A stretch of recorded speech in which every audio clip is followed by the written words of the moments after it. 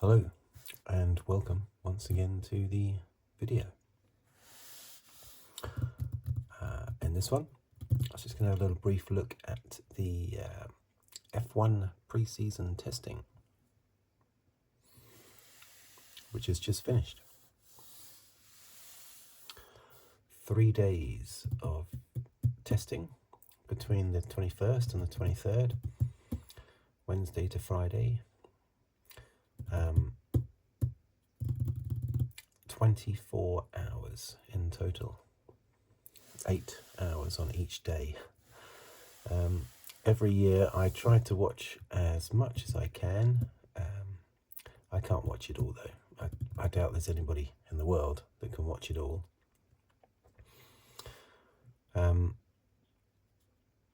So what I tend to do is I record it, and then some hours later, when I get a chance, I'll sit down and watch sizable chunks, but then at times I'll fast forward.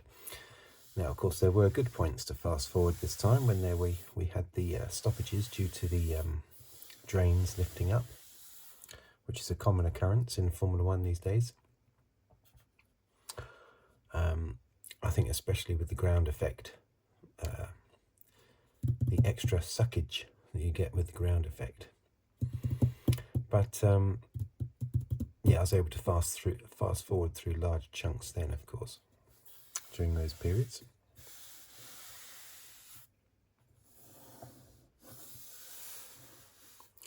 But I think I probably watched in total,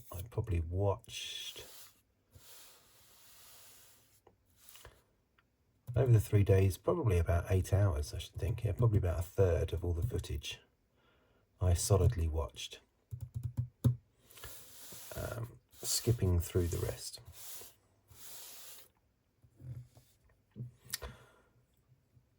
Now, what do I think?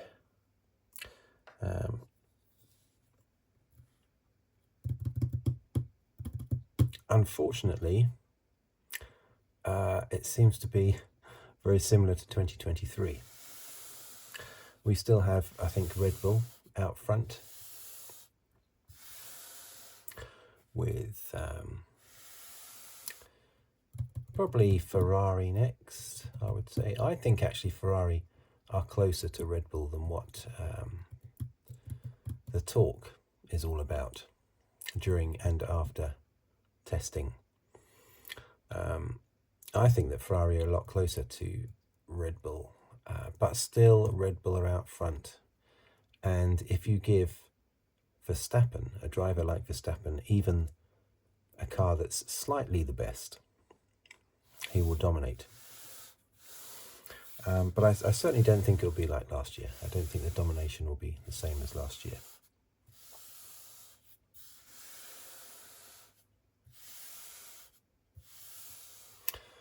Mercedes had, actually I'll put this lid back on while I'm talking. Actually, no, let's put F1.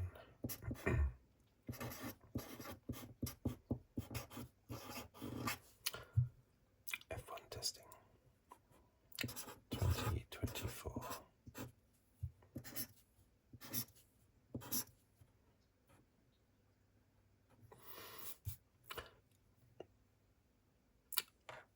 Some little notes about the actual cars themselves.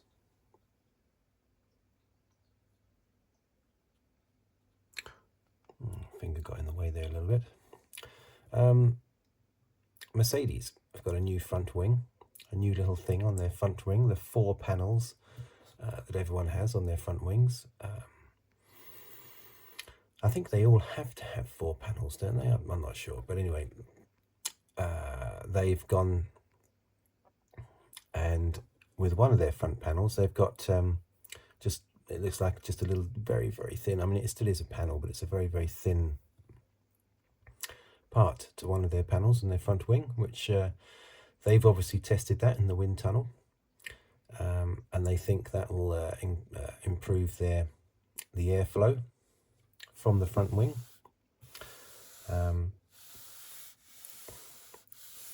But they did all that testing on the 2022 car, of course, didn't they? And then when it hit the track, it was a bit of a disaster. But and I have to say, I haven't heard any mention, apart from right at the beginning of the test, I haven't heard any mention of Mercedes' revolutionary front wing since the very beginning of day one of testing. I haven't heard any mention of it since, and that's because Mercedes haven't really shone in this testing. Steady runs, but they haven't stood out at all. And I very much believe that even after day one of testing, you should be able to see who the best performers are. I know we have all the talk, all the caveats about you don't know what fuel is on board, you don't know what particular programs they're running. They might be running slightly slower because they want to test out a particular thing on the car, ride height or whatever, you know. But I still think that despite all of that, I still think you can always tell very early on what teams are going to be the best. Now you've got the Red Bull. Now, this was my first time seeing the Red Bull properly, and I think it's the. I mean, it's not an ugly car, but I'll say it's the least attractive of this year's cars. Definitely, it's got that donut sort of donut ring. Surrounding the air intake on the top of the car for channeling air, obviously, similar to the Ferrari of 2022, but it doesn't look as nice as the Ferrari, nowhere near as nice as the Ferrari in 2022. So a bit ugly. I said before I thought the Ferrari looked a bit blockish, mainly due to its shark fin, its mini shark fin, and I still stand by that. So I think that the Red Bull and the Ferrari are the two least attractive cars, especially with those yellow stripes on the Ferrari. The Alpine, the colours are a total mess on the Alpine, but especially the wheels. You've got the pink front wheels and the blue rear wheels. I mean, it's just terrible. It's all over the place. But that Alpine has got that big sponsor, of course, that Racing Point had before, and they are obviously such a massive sponsor that Alpine have to change the colour of their car, and I think it will be pink for the first 8 races or something, and then blue for the rest of the season.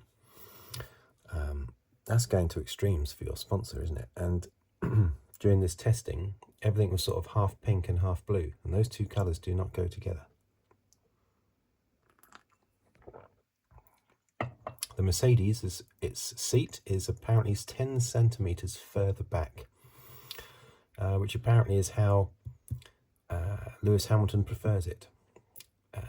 But 2022 and 2023, the seat was 10 centimetres further forward, and he didn't like that. So the seat is in a bit of better position for him. Now, one interesting thing is that the Red Bull has these big side pods. Sorry, small side pods, complete opposite. And it's almost as if Red Bull is going the way that, of course, Mercedes tried to go 2 years ago in 2022. The sort of zero side pod design, although this isn't a zero side pod design by Red Bull, this is more of a 0.5 side pod design. But it is almost as if Adrian Newey is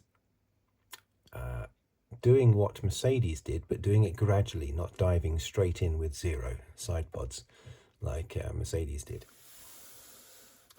But if Adrian Newey's design of this reduced side pod, if that works this year, that'll be a bit embarrassing for Mercedes, I feel.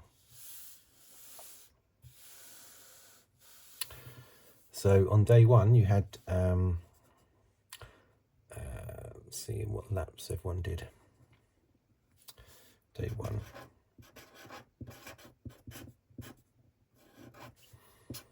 Day one, we had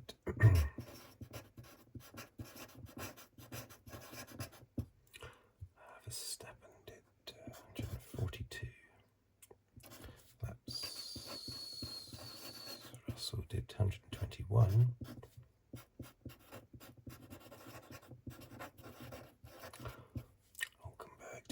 81 laps. Now, Verstappen and Russell took part in both sessions.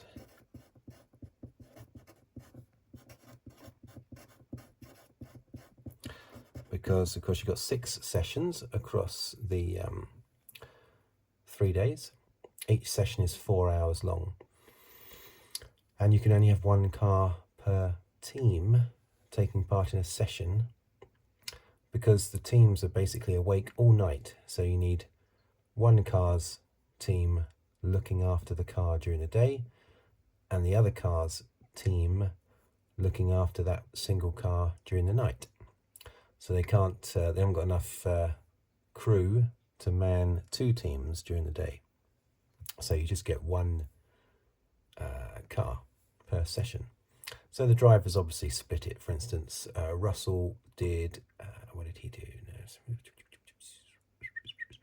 Yeah, Russell did both of the first sessions on day 1. Then Hamilton did both sessions on day 2. And then Hamilton did the first session on day 3, and Russell did the second session on day 3, so the final session. So that's why Verstappen and Russell did so many laps, basically. Verstappen ended up quickest, comfortably. I think that was all on C3s, from what I remember. This isn't a very technical review of testing. This is just the basic standpoint from a fan's perspective, basically an F1 fan's perspective. But yeah, Verstappen was quickest. Or was he? Just trying to think now. Was he quickest, or was... yeah, he was. He was quickest on day 1, wasn't he? Verstappen fastest. I can't remember his time off the top of my head, and as I say, I'm not doing a Ted Kravitz, so sometimes I have the times, sometimes I don't, but I can't remember, but it doesn't really matter. He was comfortably fastest, which was a little bit worrying, basically. The McLaren looked good on day 1. It didn't have a very good day 3, McLaren, but it had a good day 1. Not too bad day 2 as well. Norris was fast. So that was good. The Sauber, it shone right at the end on day 3, actually, with Guan Yu Zhou, who put in a very fast time on the last day. But it looks, I think the Sauber, I'm not a big fan of the colour green, but I like it when a team is predominantly 1 colour. So even though I don't like the green, I like the fact that it's 1 colour. Same thing with McLaren, although I do like the papaya orange colour of the McLaren. On the second day, it was on that first session, on the second day, that Leclerc hit a drain cover, and that caused a big, massive delay.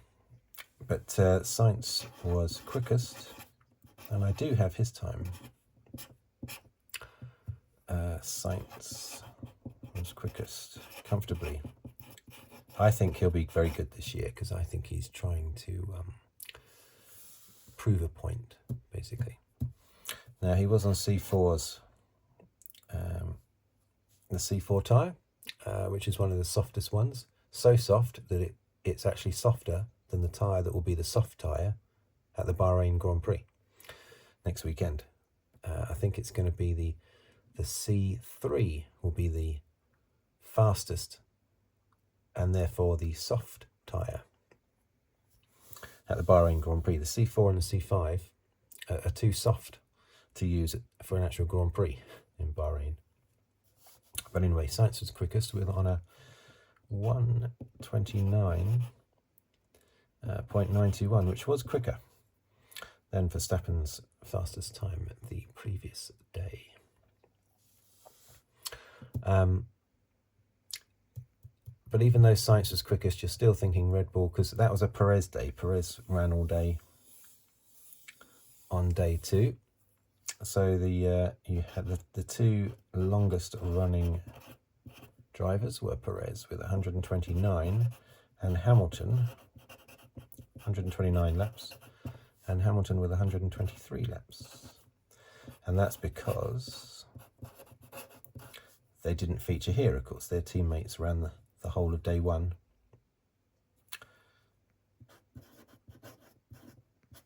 So, therefore, Perez and Hamilton had the whole of day two. So they were the longest running drivers of the day.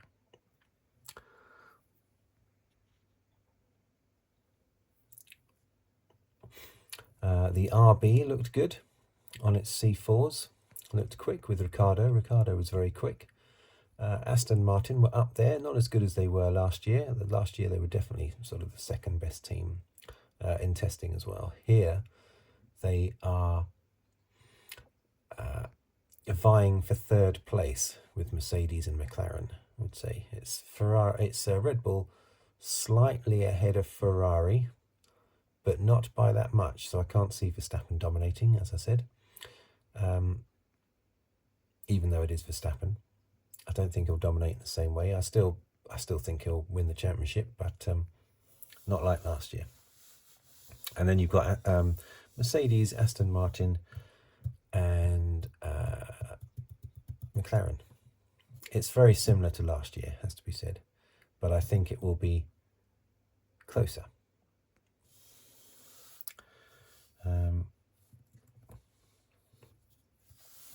And day three, which should be the most exciting day when people open up a little bit with their performances. Well, the top three for speed was Leclerc on his C5, so the ultimate one. And he did a 1:33.22. So not as quick as Sainz the previous day on a C4. And next up you had Russell on a, what was he on? He was on a C4. Third was Guan Yu Zhou, on C4.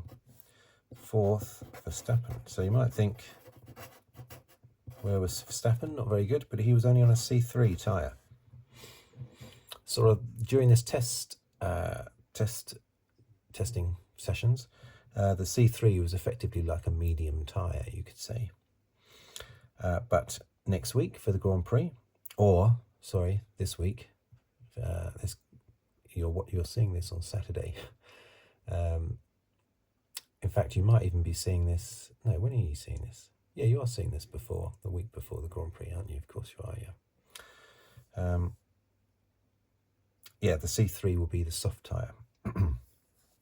Now, Russell was very close. He was only 0.046 behind, 0.325 behind, 0.433. Now, that's very impressive by Zhou, to be that close to Leclerc. And Leclerc was on the C5, the softest tyre. So that's an extremely good performance and a great performance by Russell. So on day three, the Mercedes came through and showed that it has real potential. The talk tends to be that, and the results do tend to match this up, that the Ferrari has very good one-lap pace, has the best one-lap pace. And Mercedes, potentially, I don't want to say best with Red Bull there, but we'll say a close second best to Red Bull with race pace. The one that did the most laps on day three was Albon, who raced all day. He did 121 laps. Norris had a, what did he have exactly? He had a bad day, is what he had. He only did 20 laps. Due to some issues with the car, I'm not sure what those issues were, but he only managed 20 laps in the morning. And we had more drain cover problems. I think it was Perez that went over the drain cover. He didn't suck it up though, because it didn't go under the car as such. It went under the wheel, so it may well be that the wheel just the tyre just pulled up the what do you call it? The drain cover. Let's just have a little drink.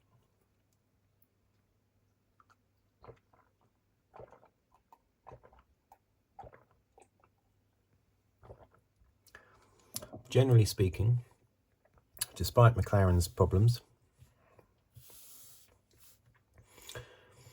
it seems that every team had a decent test. Williams had a few issues on the first day. Sargent had a few issues. Albon had a few issues, and McLaren had a few issues on the final day, but certainly not like you normally see at testing sessions. So I am confident that these teams will all be, there won't be any stragglers way off the back. Haas do appear to be the weakest, which is what Haas themselves believe will be the case. The only way is up if you aim for 10th place in the Constructors' Championship, which is what they seem to be doing, or at least that's what they're expecting anyway. The Sauber, as I say, they've put in a very good performance on day 3 with Joe. That's fantastic, right at the end of the 6th session on the 3rd day, basically. That was fantastic, that result there. Ferrari look incredibly fast, though. Sainz quickest on day 2, Leclerc quickest on day 3. Single lap pace, they are the fastest. I mean, Leclerc is probably the fastest single lap driver out there anyway. And he's proven that with loads of pole positions. Unfortunately, they don't get turned into wins. I think he's gone 12 races now where he's had pole position and not converted it into a win, which is incredible. His last 12 poles were not converted to wins. It's amazing.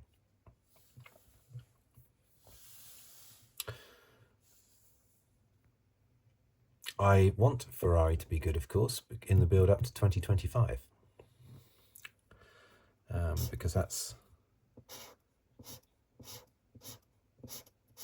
when Hamilton enters the fray. I almost see this year as a bonus year for Hamilton. If he does well this year, it's sort of a bonus. It's on top of whatever he does next year. I think 2025 and 2026 are the 2 years where he's going to aim for that 8th championship. So if he gets it this year, it's almost like a bonus. I think the pressure is off him doing it this year because he's got that run in the Ferrari, 2 years in the Ferrari, where we don't know how many years, I think. But we know it's a multi-year contract. So I think that takes the pressure off him.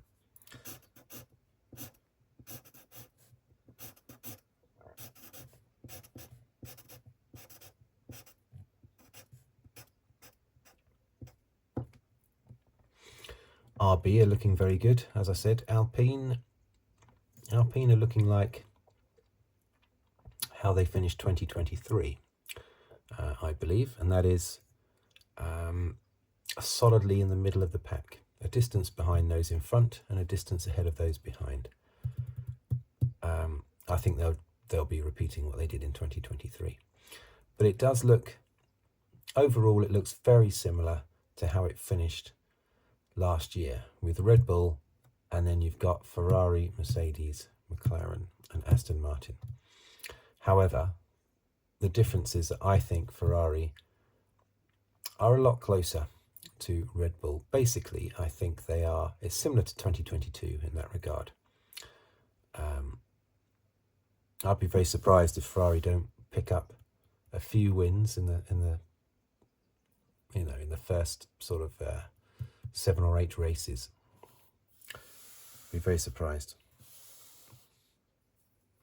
And I kind of expect Sainz to be the better driver this year as well.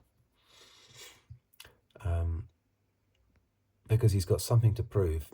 He doesn't have a drive for 2025. You could argue that puts a lot of pressure on him, but I think it'll have the opposite effect.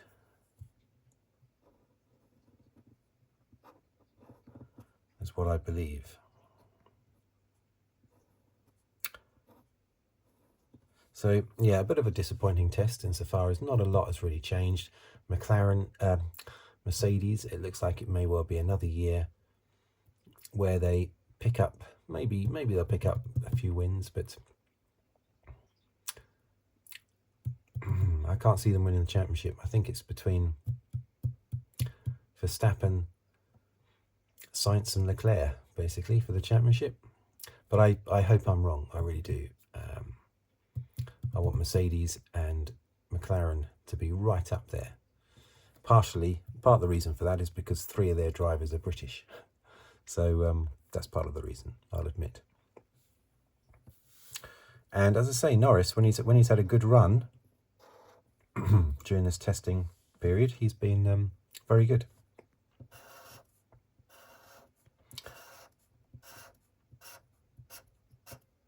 I have to say I'm a little bit worn out by the testing. I've got a bit of a cold as well, that doesn't help, but the effort of trying to chop through these hours and hours and hours of testing takes it out of you. However, when it finishes, I always feel a little bit sad because I've got so used to listening to the commentators for all those hours, and you miss them when they're not there anymore.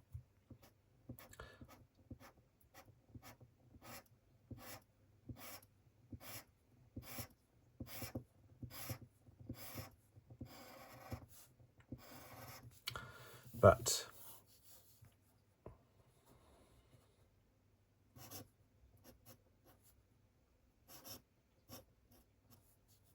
we don't have long to wait, of course, before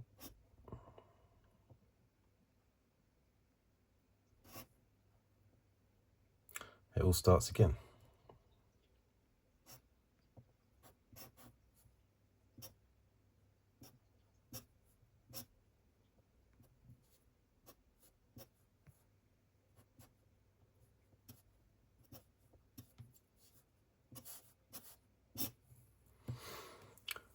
Yeah, won't be long.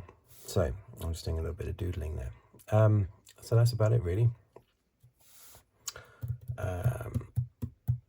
Not much to say, really, for 24 hours of running, is it?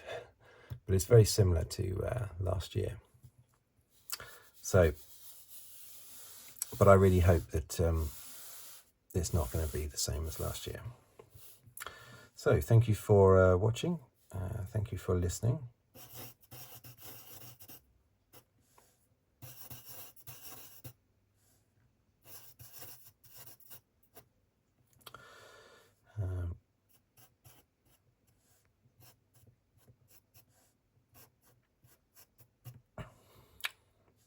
Thank you for putting up with my little doodles as well.